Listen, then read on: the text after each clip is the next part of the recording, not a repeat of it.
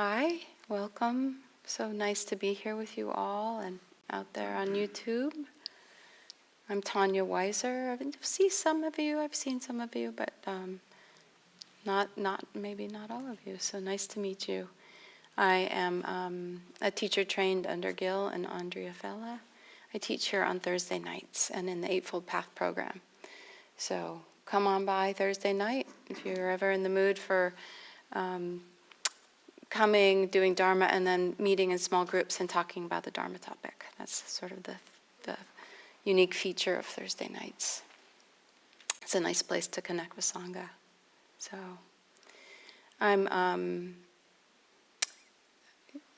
what's on my heart or in my mind for talking about tonight is kind of actually this exploring and discussing this idea of the middle way, the teaching of the Buddha on the middle way.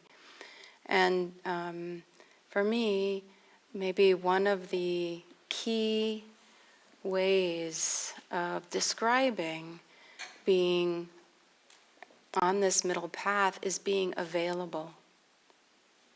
Being available to experience and respond to life in a particular kind of way. And there's a receptivity that we cultivate in our practice and an embodiment. You know, the Buddha directed us to pay attention to our direct felt experience. And then to have these, co-guiding wings of wisdom and compassion there and available, all helping us sort of find this middle way. And I would also venture to describe it in an incomplete way, but in my way of also this middle way between doing and non-doing.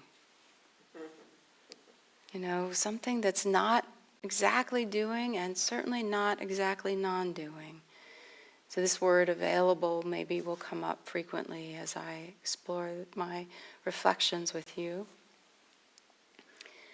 And this understanding or this coming to this connection with this idea of a middle way was the pivotal insight that the Buddha had that actually led to his liberation, to his complete freedom.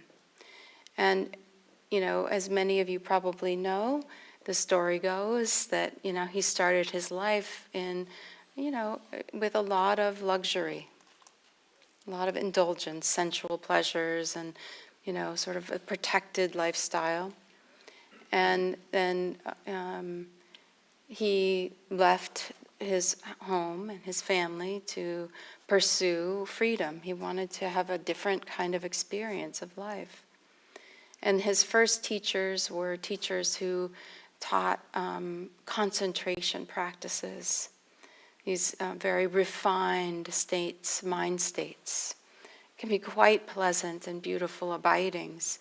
But what the Buddha found over time was he could master these quite easily, and was soon asked to be a teacher of the practice that he was being taught, but that they didn't bring him any true freedom. There was no lasting impact of the experience. So then he turned toward complete renunciation and asceticism, and pursued extreme restriction in his life. And there's this story that he got down to eating 1 grain of rice a day.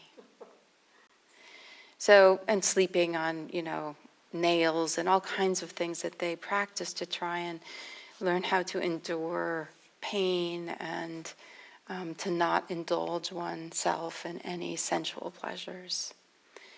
So this insight into this middle way actually occurred as he was nearly dying on the side of this, riverbank I think he was on, and some person discovered him there and offered him some food. And so the Buddha was reflecting on, all the striving he'd done in both directions of his life. And he thought, This is the quote from Majjhima Nikaya 36, the sutta where he's reflecting on this experience and this understanding of a middle way. And it says, the Buddha, I thought whatever recluses or Brahmins in the past have experienced painful, racking, piercing feelings due to exertion, this is the utmost, what he was going through. But with this racking practice of austerities, I have not attained any distinction with higher knowledge and vision. I have not attained any distinction with higher vision and knowing. And so, this was a pretty major reflection for him to have. And it's said that his companions who had been practicing austerities with him saw him eat and thought, oh, he's given up. What a waste. We're not going to follow or practice with him anymore. And they sort of left. And so here he was, on his own, and choosing essentially to live again, right? Choosing to eat so that he could survive. And he had a memory of a childhood experience. And this memory was what sort of cracked open this idea of another way forward. And it was a memory that I'll embellish with my own associations, with the experience. In the simple way, in the sutta, it's described as him sitting on the side of a field where his father was either involved with plowing or a ritual of plowing, and he was set under a rose apple tree. So he was off on the side and watching and young, right? And so here's where I'll embellish, because let's imagine for a minute the scene, being a young child with been brought to this place by your parent, and you've been set down in this spot. I imagine with a blanket, I imagine, with water or whatever he needed. As you might, as a parent, imagine setting your child down and setting them up and saying, okay, just relax. And he's under the shade of a tree, and it's a rose apple tree, so, maybe it was blooming and it smelled nice, or there were apples, who knows? But I'm imagining he's quite comfortable, quite content, and he can see his dad, so he's like, okay, I'm okay. And his dad is busy and doing this plowing thing or ritual. We don't know exactly what way he was involved in this. And he recalls the experience of being there. And he describes it in terms that are of it being radiant, of sort of this pleasant abiding. He actually describes it as a very pleasurable experience. But it wasn't an experience where he was actively generating or creating pleasure, right? He was simply available, a present, relaxed, open, content, and able to sort of establish essentially what we would probably call the first jhana of concentration. It's this mind that is connected and clear about what's happening. We experience pleasure in our body, some sense of joy, or this pleasant feeling of aliveness. I might describe it as feeling the vitality, the energy of life in your body. And he was just abiding in this pleasant way. So just taking a minute to imagine this sort of simple setting and this feeling of contentment, that maybe the sun is warm, he don't need to go anywhere, he doesn't need to do anything. And he can just sort of attend. You know how when you have something like your breath you're watching, or your father that's plowing, that has some sort of maybe routine or repetition to it, right? As I imagine plowing would have. And just relaxes into this pleasant abiding. And so he actually thought to himself, he realized, let me get a drink. Ah, this actually could be the path to awakening. A whole different idea, not pursuing this intense experience and not pursuing intense pain and denial. And in that moment, he stopped all the striving. He bathed, he ate, he let go of the extreme renunciation he was engaged in. And he began down this path of the middle way. And so the Buddha, in the teachings, sometimes we feel like we're not supposed to have pleasure or enjoy things, but in fact, it's actually important for us to open to this kind of well-being that happens, that has its own natural arising. It's not this hedonistic thing that we're chasing and creating and trying to kind of amplify, but rather this open, receptive experience of allowing ourselves to connect with life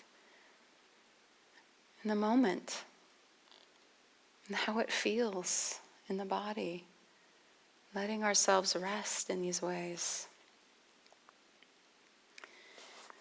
So this is maybe again this idea of this not doing and not non-doing, but rather this receptivity, this availability.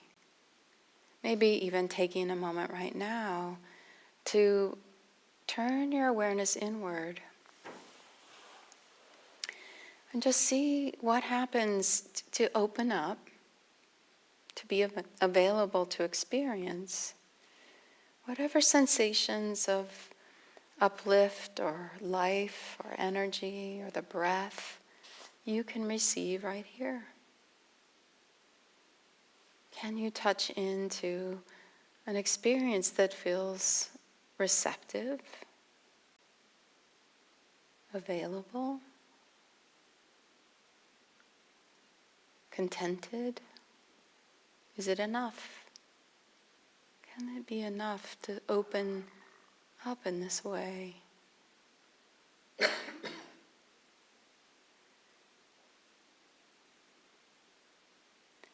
So, just noting what you're able to be aware of, and whatever it is, being contented enough with it. But could you touch into the experience of being here? Could you open yourself up to being available to feeling your breath, feeling the life moving through you? So, this idea of being available for life, being available to ourselves, to our needs, to kind of responding to what's going on, to me is a pretty profound thing. Not grabbing at things and not pushing away, not spacing out, but rather being present and available. So this middle way, right? And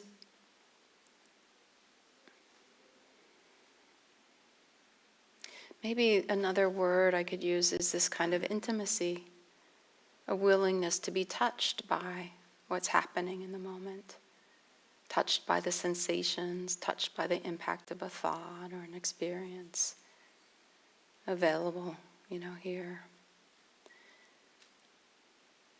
So another thing that I explore when I'm thinking about how do I hold this, because it's not in the teachings that we're supposed to become flaccid and non-engaged in our lives, right?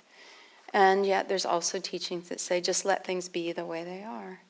So I think one thing that is helpful for me when I think about, this way of be something between doing and non-doing is I think about wise intention. Wise intention includes the renunciation of clinging, the renunciation of wanting, to kind of get this and that and get rid of this and that. And non-ill will is the second part of wise intention, which has to do with cultivating or kind of being in a mind state that has this wish for well-being for everyone, what's called loving kindness, and a sense of caring about the suffering, and a mind that is free from hatred and anger. So maybe this non-doing, doing of non-ill will is a real simple not following and not feeding hatred and anger, and instead being available with a heart that is compassionate and with well wishes. And then this third component of wise intention is non-harming. So this is, not wanting to harm ourselves, others, or both. And maybe this is the non-doing, or the doing, the non-doing, doing of non-harming, is just essentially not doing actions that cause harm. So there's a doing in that, and it's a non-doing in that.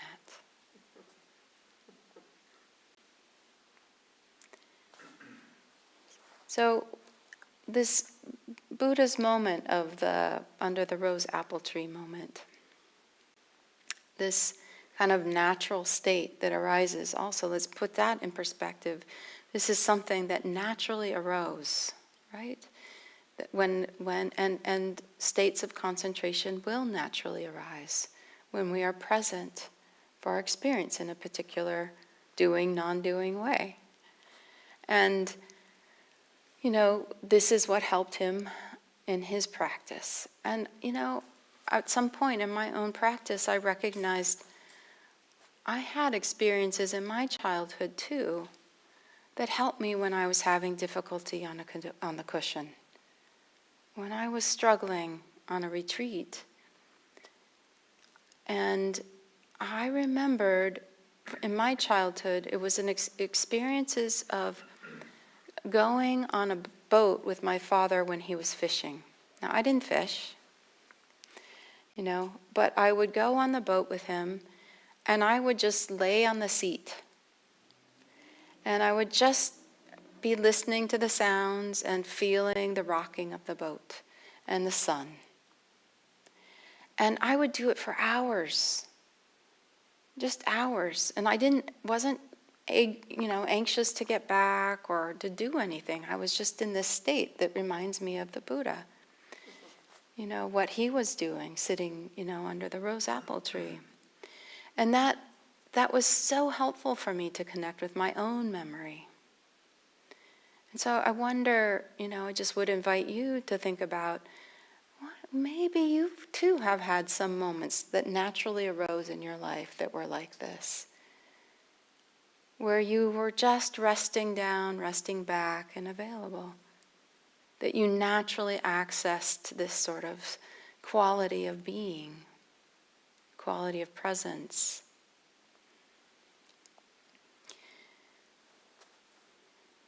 Yeah. So, maybe you could nod your heads. Can you think of experiences, maybe even on a yoga mat in Shavasana at the end of a practice, Right? Have you experienced just a taste, maybe, or, yeah. And so these rememberings, these moments, these experiences can be very supportive when we're sitting in meditation to recall. And they kind of just remind the mind, we know how, the mind knows how, can remind us of that feeling, and that can help us also access that state potentially at various times, or at least know it's possible. So another part that's important when we think about this is obviously, what gets in the way? Why doesn't this happen for us more often? It's certainly possible. We're all nodding our heads, to some extent or another. And so, actually one of the things that the Buddha really talked about were the 5 hindrances that obstruct this kind of experience. So the 5 hindrances are sensual desire, so this really wanting more pleasure, ill will, hatred, right? Sloth and torpor, so being so sleepy or so low in energy, one isn't really mentally available. You could say that when we have a lot of strong sensual desire, we aren't really available either. You know how that feeling is when I gotta have this, and we're consumed with trying to get or create or manifest something. So it's hard to be available. If somebody walks up and wants to talk to us, we're sort of like, you gotta wait. And the same with ill will, right? When we're feeling a lot of hostility, it's pretty hard to stop and listen, pretty hard to be receptive to feedback or to even, even pausing to pick up something if you drop it, Just something even so simple, we can be so consumed. And then the fourth is restlessness and remorse. So this energy of kind of a churning kind of energy, an inability to settle in the body and in the mind. Again, how available can we be to life when we're really consumed by these very common, hindrances that arise for all of us? And the last is doubt. When we're questioning the teaching, when we're questioning our practice or our capacity, it's pretty hard to show up for, the breath when we're consumed with doubt.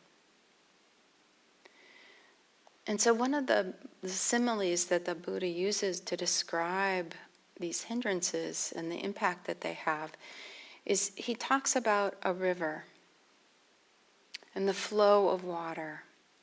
And so for me, I like this simile, this flow of water, which actually feels very similar to the state of being really open and relaxed and available to life to me. It feels like there's not this caughtness, stuckness, and there's this flow with the experience and the sensations and the things that are going on. And so that when there can be this momentum that starts to, go with this flow. And maybe simply thinking about, riding a raft in a river and how you can be carried and it can flow nicely. Or you can find yourself drifting off, getting lost in the swirls and the eddies and, sort of find the current slacks too much and you're not really moving, or you start to hit the bottom of the river.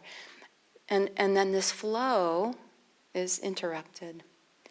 And in a similar way, the Buddha is describing the flow of our practice as a flow of the river, that when there's these outlets, like when they open dams, for example, or there's all these tributaries that are pulling water off of the river, that they disrupt that energetic flow, this going with this, kind of capacity of the mind to consolidate and concentrate.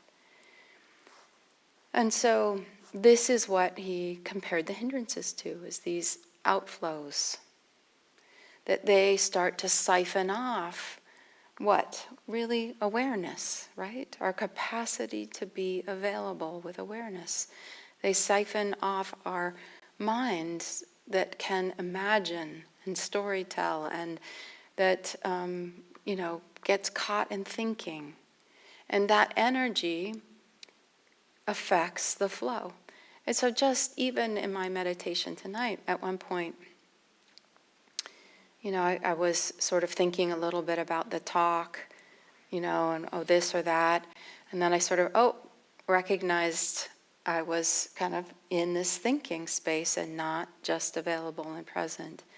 And as my awareness returned to just being with in my, flow of sensations, there was actually a corresponding increase in energy in my body felt. There was an uplift of energy. For me, this is like, this is getting back into the flow, the present moment experience. The mind is reconnected with being here, being here, being here. And in one of the other suttas, the Buddha describes the mind, when the mind is free from the five hindrances, it becomes pliable, malleable, and luminous. And this becomes the ground for the arising of true knowledge and insight. So it's sort of like, yeah, like this feeling of flow, this feeling of collectedness, this feeling of availability. There is this malleability. There is this ability to adapt and sort of shift with things. And maybe there's this sense of luminosity or this clarity, or maybe some people use the word sparkle or the light, right? This sort of, how if you're just sitting outside and you are really there, things can seem so clear. The seeing is so defined. The colors are so vibrant. And this what is, as we allow more of our awareness to just be here, our senses open up. They can take in more sound, more sight, more smell, more sensations. And this adds to this feeling of aliveness, in my experience. And Ajahn Amaro, he's one of the Pali, he's a monk and a teacher and a writer and a translator. And he wrote, "The way beyond the hindrances is not through suppression, but through befriending." Through befriending. Well, what do friends do? What do friends do? A good spiritual friend, how do they support you when you're suffering? Anybody want to? They listen. They listen. They companion us, right? They're there. So, wow, here again, something between doing and non-doing. Something about being available, befriending, being available. So it is a way of responding to the hindrances, but it's not what, this idea of, I got to go get rid of them, but it's also not this idea of, I just have to sit back and do nothing. Because they deserve and require some presence, some response. And so how do we befriend them? How do we start to be present in a way with them so that they stop siphoning off our attention and energy?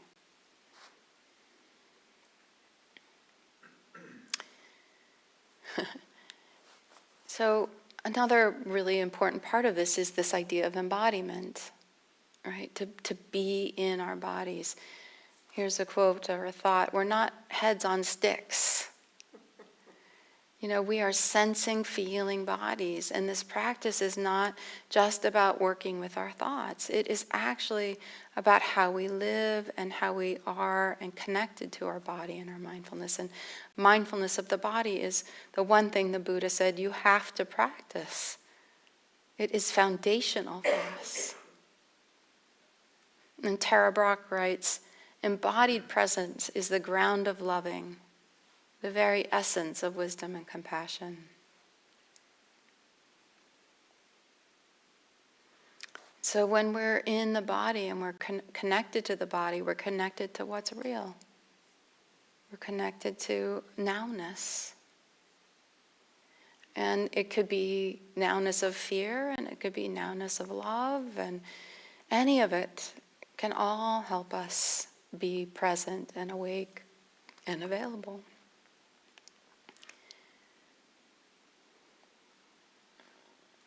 So, in conclusion, I just want to say this middle way is, there's no set, perfect balance. The river's always changing. Conditions are always changing. It's about staying with what's happening and skillfully being with it. Not non-doing and not overdoing. Not leaning too far one way or the other. Or when we do, we recognize and we come back into a more balanced place. And sometimes when the current's really pushing this way, maybe we have to lean hard the other way. And then it'll change. And if we keep leaning hard the other way, we're just going to fall in, right? So it's this adaptability, this flow, this staying connected and available and embodied, right? So there's a person, Winston Higgins, who says, "The middle way is not a line, but a path. Not a point of perfect balance, but a way of walking with care, with curiosity, and with kindness." So may we walk this way together, with some care, with curiosity, with presence and connection to our experience. And remember to befriend each other and our hindrances and ourselves along the way. So with that, I'll pause and just see if there's any response, any comments, any questions. Yeah? Okay. Let's get you the microphone. Like this? Mm-hmm. It's okay. When you were talking about befriending, Yeah. I was thinking of the Rumi poem called The Guest House, Yeah. where he talks about welcome all of your feelings, bring them in as welcome guests, and have tea with them. Yeah. So that's about welcoming. Yes, that's a beautiful poem. I reference and think about Yeah. that one quite a bit, actually. Yes. I have one more thought. When you were talking in the beginning about being present, Yeah. I was thinking how much that requires a certain equanimity to be able to do that. Yeah. To be present in the way you were available was the word you used. Yeah. So It being does. available Yeah. means you have to be equanimous, I think. Yeah. That goes together. Yeah, and maybe I sometimes have this image of, outrigger canoes. You know what an outrigger canoe is? So it's this big canoe, but they have these two arms and then these supporting beams in the water. And I like to think about this as compassion and wisdom. And they really help stabilize us, right? And that's equanimity, which is the stabilizing, and is embodied wisdom and compassion, so that we can kind of, all right, we're in the ride. Thank you for sharing those. Yeah, great.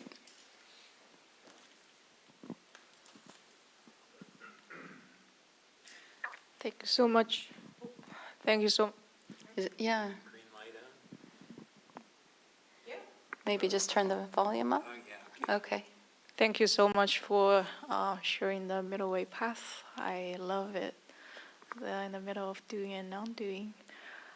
So recently I joined one of the retreat in IRC, the 20s and 30s one, several weeks. Beautiful, beautiful. Yeah, it was very nice experience. It was my first retreat. Ah, great. Yeah. So I had it was challenging, but also had great experience there. I felt a lot. My question is when I come back, I feel the integration process. Yeah. Related to what you talked, the integration process was super hard. I feel like my integration was super slow. It took me literally 2 weeks to get back, even though the retreat was only 1 week. Yeah. On my second day that I came back, so there was a lake by my home. Usually I really love looking at water. I love water. Like looking at water make me feel peace. All kinds of water, lake, river, sea, ocean, whatsoever. Yeah. Usually I go to the lake, I see the water make me feel so peace. And the second day when I came back to the lake, I was like, oh my God, I can't look at this lake. It's too much information. My mom's like, where is the information? I'm like, it's too much information. I can't look at the lake. Anyway, I took several days off from the work before I go back to work. But still, when I go back to work, also take it easy, but I found myself super sensitive to anything, any information. The brain is literally shut down. Yeah. Yeah. Well, that is the point of retreat in part, is we get increasingly sensitive. Uh-huh. Increasingly sensitive. And the, let me, I don't know if you've heard about the similes of water used for the hindrances, but it's, water, to me, is a metaphor that is used to describe the mind, and the mind that is clear and the mind that has hindrances in it. And so the mind that is calm and clear is like, a bowl of water, a body of water that you could look in and clearly see your reflection. That there's enough, sort of the stability and capacity to see clearly what, yourself or what your mind or what's going on. But a mind affected by the hindrances, like when you get off retreat, it can feel like there's just this overwhelm. So it could feel like restlessness and, sort of remorse, and this feeling of like the water is completely stirred up. You can't see your reflection. It's like wind blowing on the water and all the waves. And so, in a way, looking at the water and having difficulty, maybe it was just sort of reflecting back to you how jumbled up the mind felt. The other water similes are for desire. It's like the water is rose-colored, and so you can't see clearly. The ill will is like boiling hot water. Sloth and torpor is like water filled with slime and moss. And doubt is like the water that is muddy.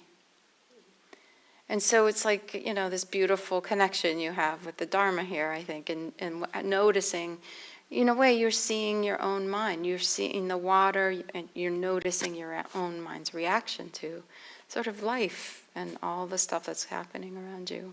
That's just my offering. But it takes time. It does take time to learn how to practice re-entry. Yeah, so so when I re-entered to my own life, Yeah.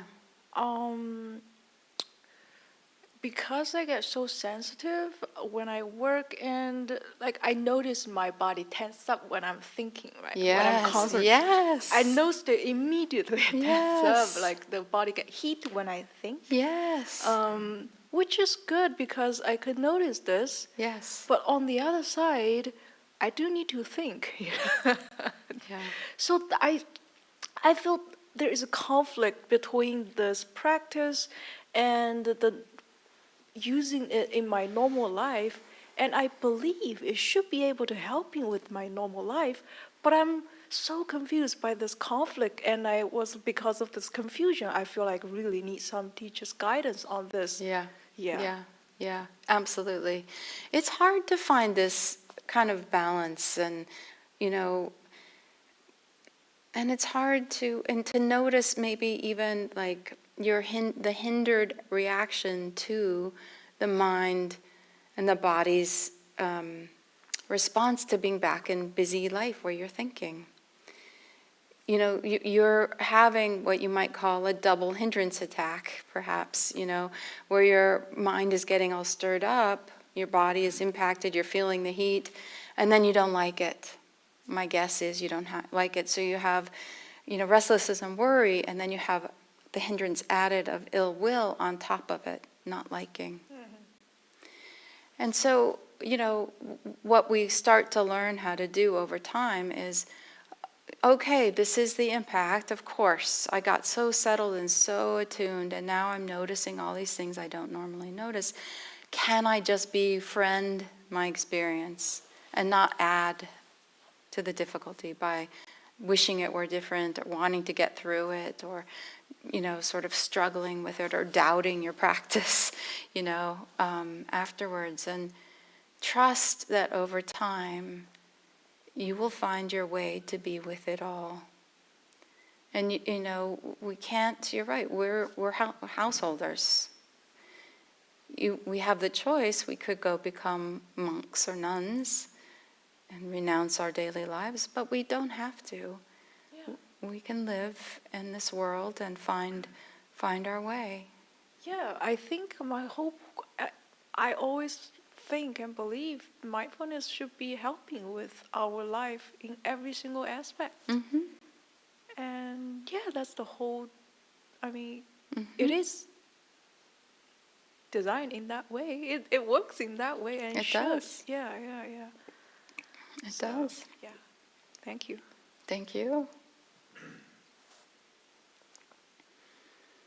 Any other reflections, additions, maybe things people feel like we're left out, or, you're not sure exactly about, what I was suggesting, or, yeah, great. Right over. Thank you for your talk. I haven't heard previously about the, I think, interplay between compassion and wisdom. Uh-huh. And I spend a fair amount of time attending to compassion.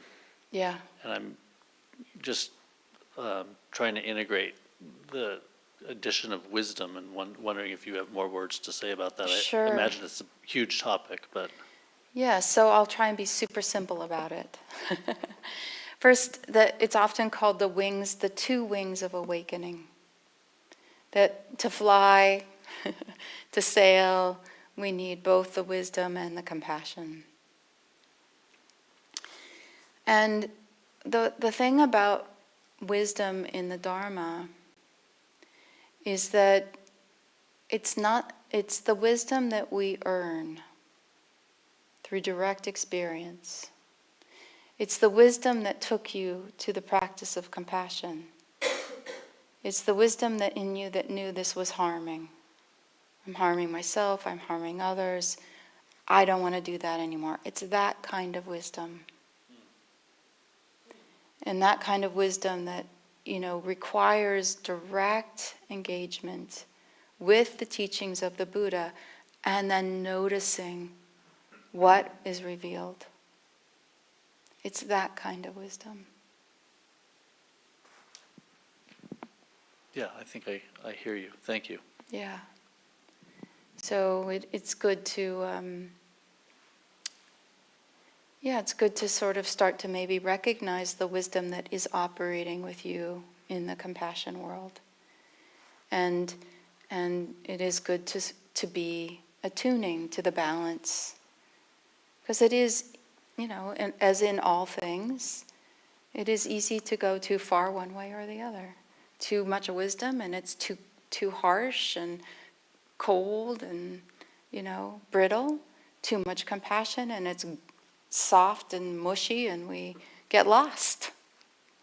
So kind of needing this Goldilocks porridge, Goldilocks bed, this sort of something in the middle. Thank you for your question. So it's 8:28. I think it's time to end, right? Yeah. So thank you all, and may you walk out feeling available to the night air, to whatever next happens, whoever next you encounter, whatever next emotion or thought arises, may you find yourself available, present, and, in this flow with the guardians of compassion and wisdom. Thank you very much.